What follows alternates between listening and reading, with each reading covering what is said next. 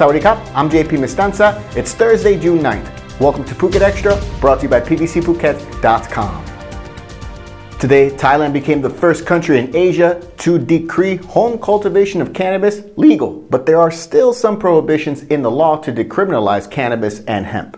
Cannabis and hemp have now been delisted as controlled substances from the Category 5 list of narcotics, and the law now allows low THC marijuana to be grown for home cultivation, about 0.2% THC by weight or lower. And while private consumption at home is legal, public consumption is still illegal and comes with a 3-month jail sentence or fine of up to 25,000 baht or both.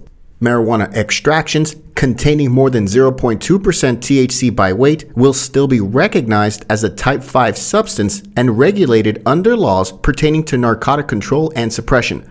The law also states that home growers must obtain a permit from the Food and Drug Administration for growing cannabis for commercial purposes.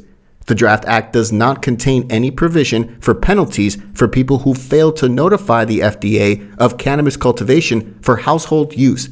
Anyone intending to grow marijuana and hemp plants at home in Thailand for health and medicinal purposes can do so by registering on fda.moph.go.th or the FDA's mobile application called Pluk Ganja, and home growers can grow as many plants as they want. With the delisting of cannabis as a narcotic drug today, over 4,200 inmates serving sentences for cannabis offenses are now eligible for release from prisons nationwide as long as they are also not in trouble for other offenses. Cases pending investigation would also be dropped, and arrest warrants issued for cannabis use only would be revoked. However, possession and use of extracts with more than 0.2% THC and recreational use of the drug remain illegal. For more, visit thephuket.news.com. A 3-year-old girl is now dead as a result from injuries believed to have been sustained from a vicious beating by her father and stepmother in Chalong. Police are now charging the couple with the young girl's death. 28-year-old Vachira Tianhom and his wife Wan Wilai are being charged over the girl's death, according to Region 8 Police Commander Lieutenant General Ampon Buarapon. It all comes days after the child died at Chalong Hospital this past Sunday, June 5th. She was initially brought to the hospital by her father, who said she vomited and tensed up, but doctors soon found that she had bruises all over her body, her left cheek, and also on her forehead. A post-mortem examination at Vachira Phuket Hospital later counted 23 separate bruises on the girl's body, all believed to have been caused by a blunt instrument and inflicted over the past 6 weeks, according to reports. Doctors concluded that her death was caused by abdominal bleeding from multiple injuries in her intestines. The couple are now being charged, but police are still investigating.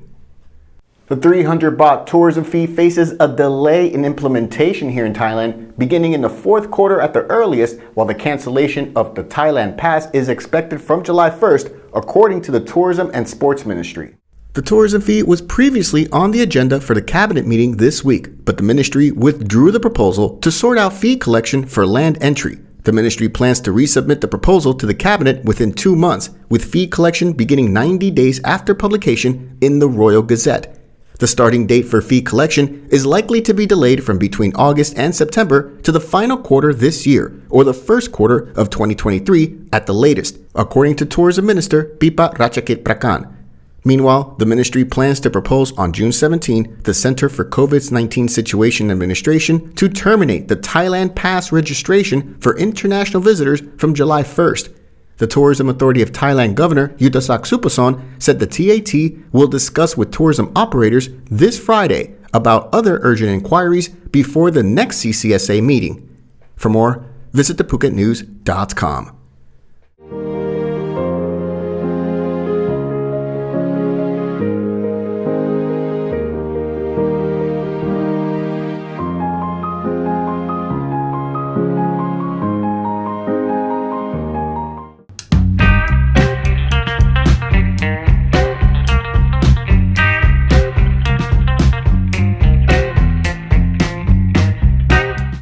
Police charged 3 foreigners with recklessness causing death related to the high-rise plunge of a Russian woman in Patong late last month.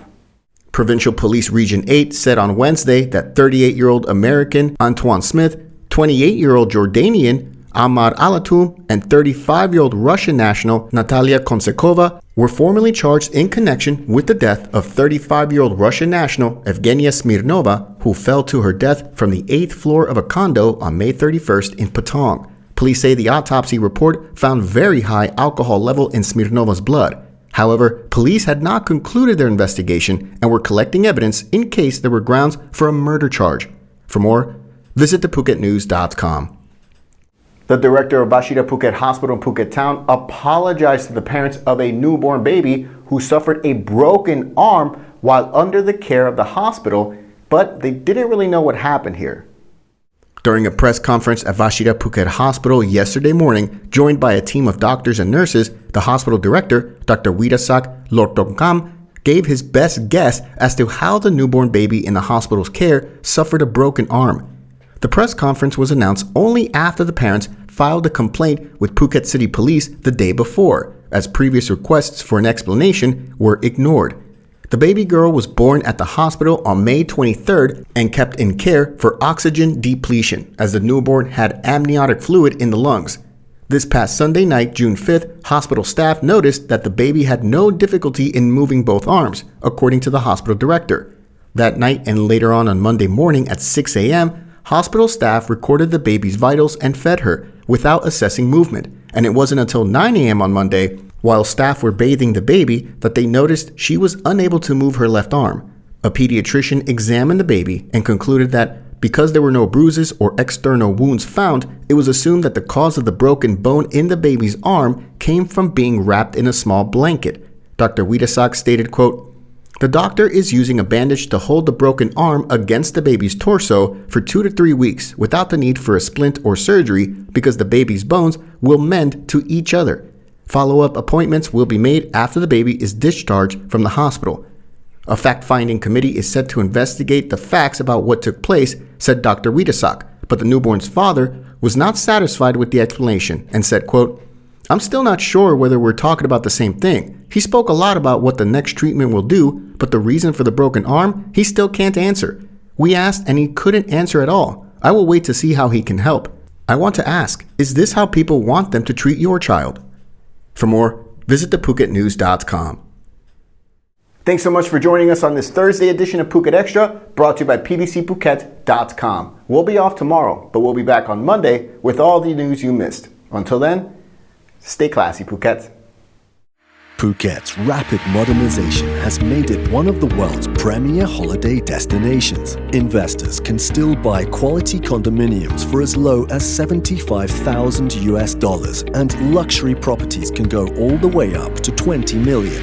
Condominiums in Phuket are a safe, secure bricks and mortar investment offering foreigners freehold ownership.